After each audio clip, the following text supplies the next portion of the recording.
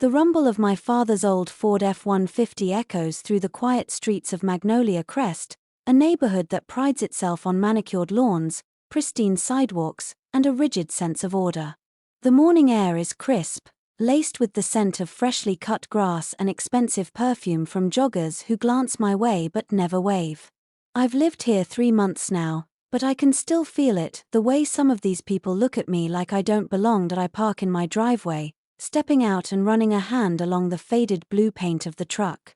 She's old, sure, 1976, to be exact, but she's got history.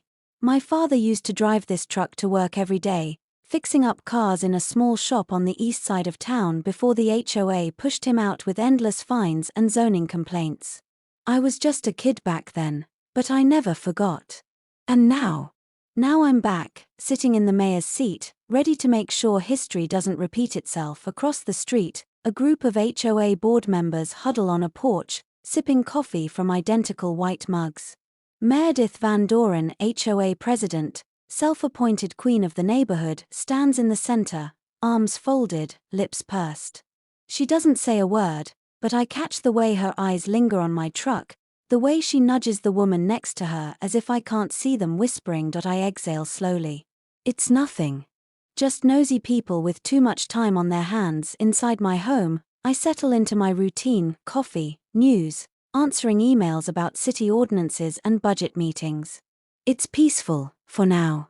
Then, a sharp knock rattles my front door. I open it to find a crisp white envelope taped to the glass. A violation notice: vehicle does not comply with HOA aesthetic standards. Please remove within 48 hours. I stare at the paper, then at my truck.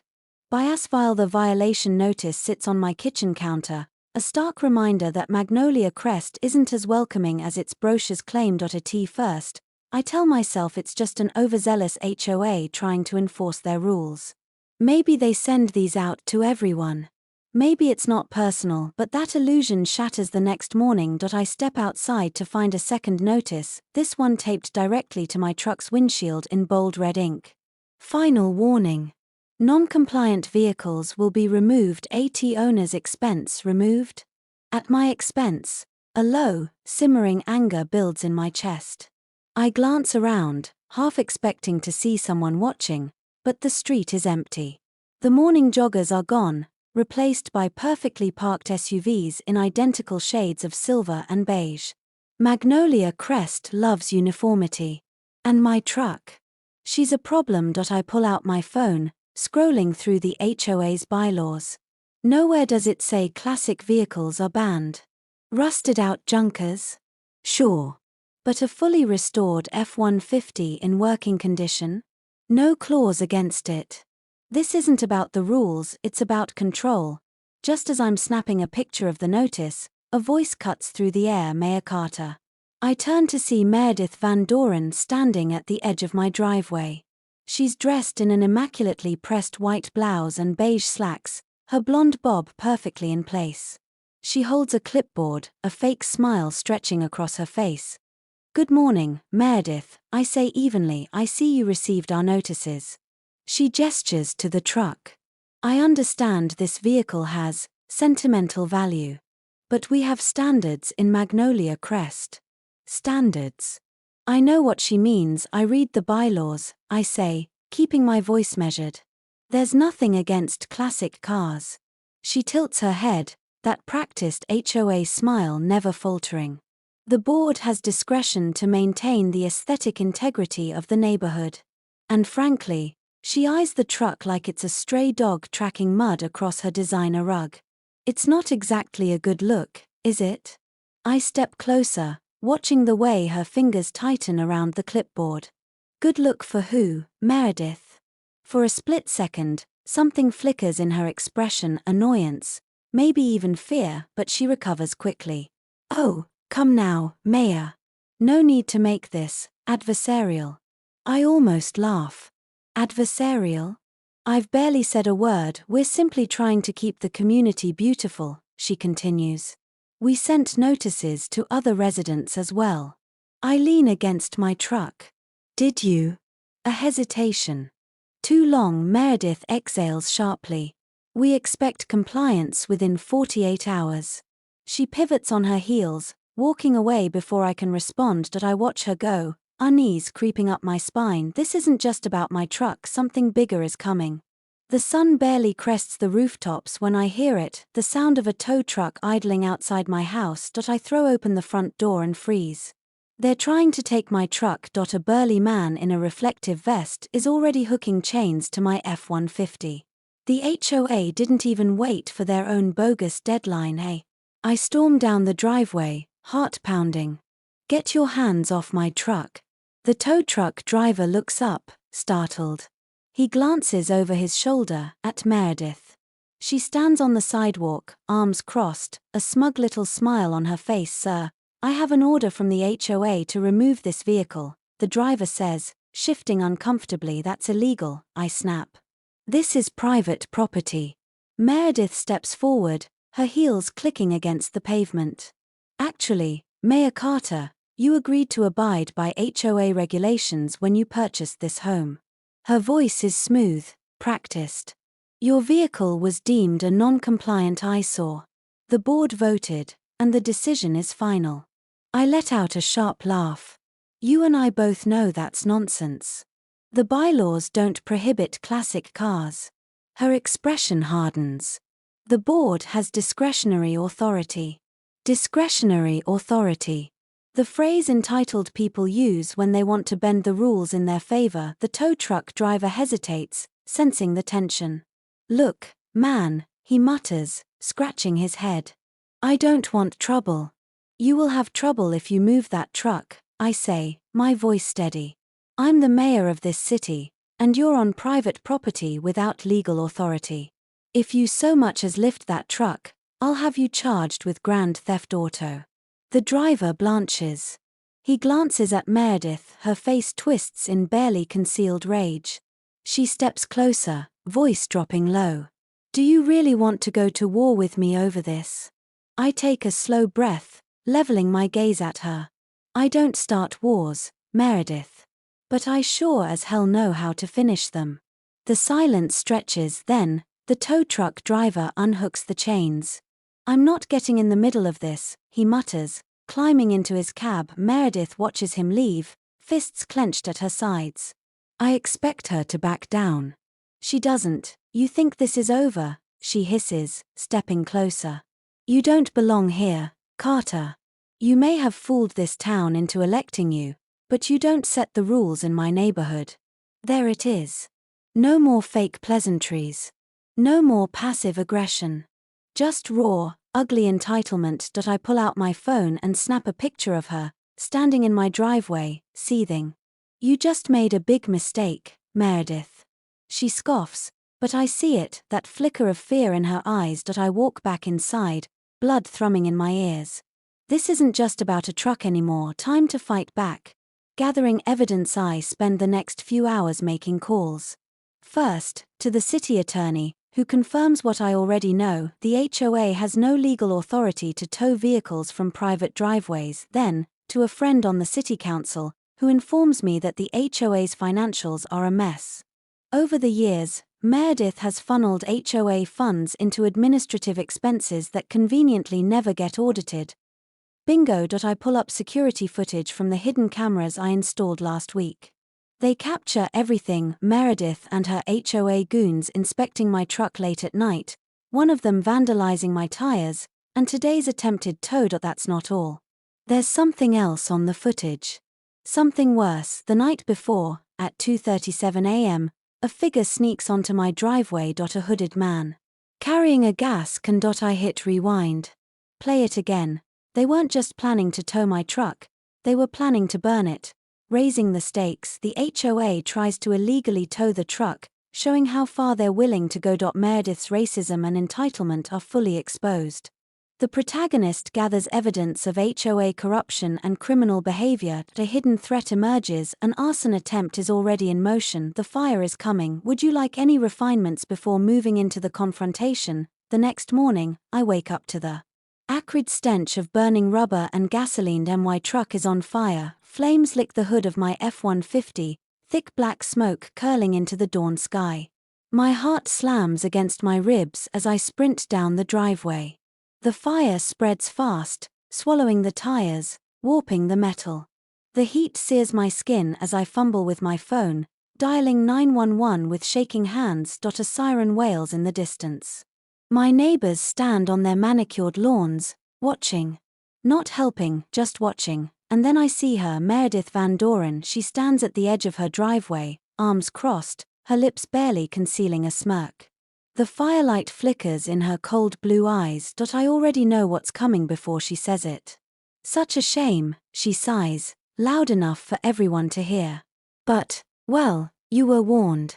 Something inside me snaps. She thinks she's won. I turn to her, stepping forward, the rage in my veins running white hot. You think this is over, Meredith? My voice is steady, too steady. The kind of calm that comes before a storm. Her smirk falters. I don't know what you mean, Mayor Carter. It's unfortunate, but old trucks like that. Fire hazards. Maybe next time, you'll take our regulations more seriously. I let out a slow breath, then pull out my phone. And press play. The gathered neighbors lean in as a grainy black and white video flickers to life on my screen. Security footage. A hooded figure creeping into my driveway. A gas canister tipping over. Liquid splashing onto my tires. A flick of a lighter, and then, his face, caught in a single, damning frame as he turns toward the camera. The murmurs start immediately. That's, someone gasps. It's Meredith's son. The color drains from her face. She stumbles back a step. That could be anyone, she stammers. I pull up the second clip. Audio this time, her voice, crystal clear in the night. Do it. Teach him a lesson. That truck is a problem, and I want it gone. Dead silence. Meredith looks around, realizing, for the first time, she's losing control. You had my truck torched, I say, taking a step closer. You sent people onto my property. You abused your position to harass me. And you thought you'd get away with it because no one would question you. Because that's how it's always worked for you, hasn't it, Meredith? Her mouth opens, then closes. I see it in her eyes. The panic. The fear, and I'm not done. I raise my voice so the whole street can hear. You call yourself a protector of this neighborhood. But the truth is, you've been embezzling HOA funds for years. I have the financial records. Every inflated administrative fee, every unapproved expense.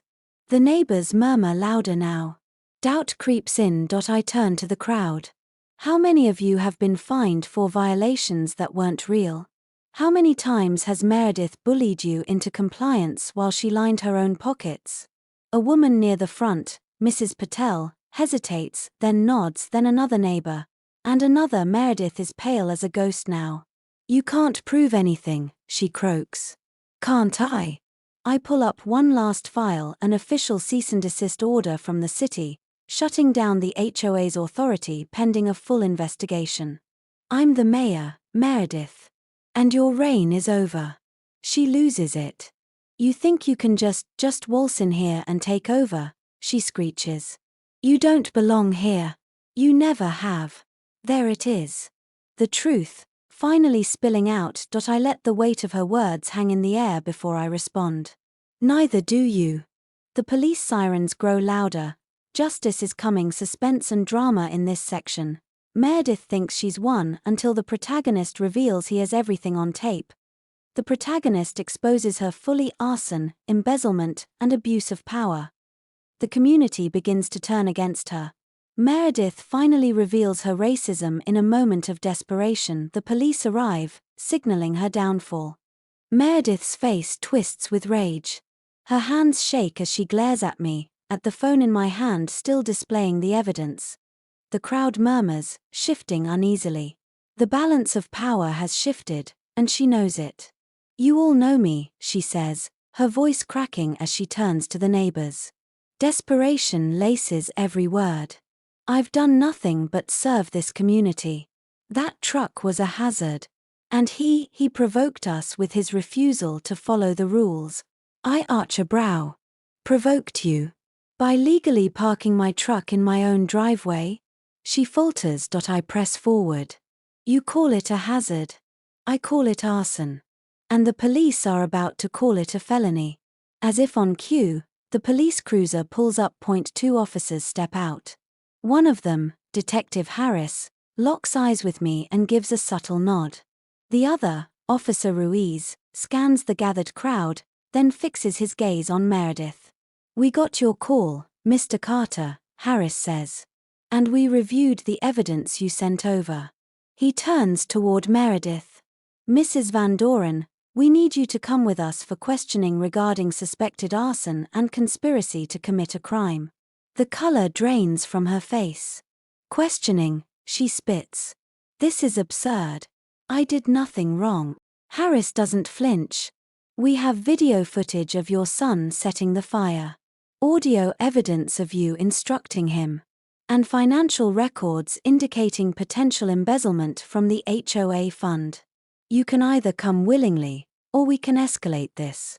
Meredith whirls on me. You think this is over? Her voice is raw, desperate. You think you've won? Do you have any idea who I know? Who I can call? I fold my arms. You mean the council members you've been bribing? I gesture to Detective Harris. Funny thing about corruption, it leaves a paper trail.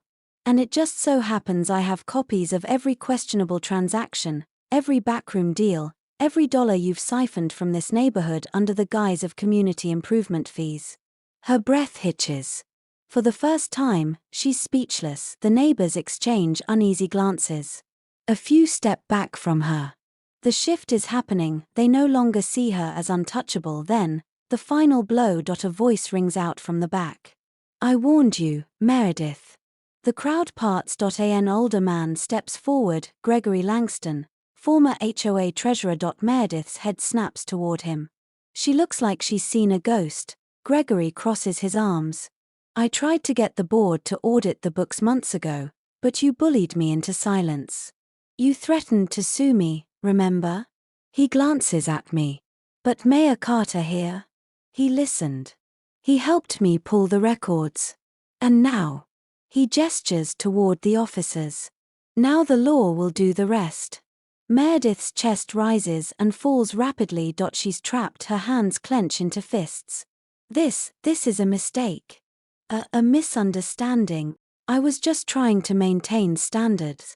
The property values. A woman in the crowd, Mrs. Patel, steps forward. You raised my HOA fees 3 times in the last year for compliance violations. But you never explained what I was violating. A man beside her nods. You fined me for my garden gnome. Another speaks up. You forced me to repaint my house when the old color wasn't even against the guidelines. The floodgates open, neighbors start sharing their stories, one after another. Meredith stumbles back.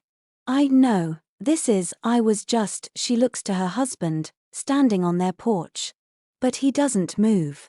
Doesn't say a word. She looks back at the officers. You can't arrest me. I have rights. Harris pulls out the cuffs. And so does Mr. Carter. Rights you violated when you set fire to his property. Her breathing is ragged now. No. This isn't happening. This isn't. Click.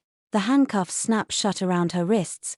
The entire street falls silent. I exhale, feeling the tension drain from my body. It's over. As the officers guide her toward the cruiser, she whips her head back toward me, eyes blazing. Hatred. Desperation. Defeat. You don't belong here, she hisses. I meet her gaze. And now, neither do you. The door slams shut, the car pulls away, and just like that, her reign is over. Key moments in this section. The protagonist completely exposes the antagonist with evidence. The police arrive, forcing her to face the consequences. She tries to manipulate and fight back but is overwhelmed by proof. The neighbors turn against her, revealing years of mistreatment. Her world crumbles as she's arrested, marking the turning point. Now, onto the final justice. The moment Meredith's car disappears down the street. A strange silence settles over the neighborhood. It's the kind of quiet that follows a long, brutal storm, the kind where people step outside, blinking against the sudden calm, realizing the world just changed. Then, a slow ripple of murmurs spreads through the crowd. Whispers of relief, of shock, of justice, finally served. I take a deep breath, inhaling the night air that no longer smells of burnt rubber and gasoline. My truck may be gone, but the fight is over.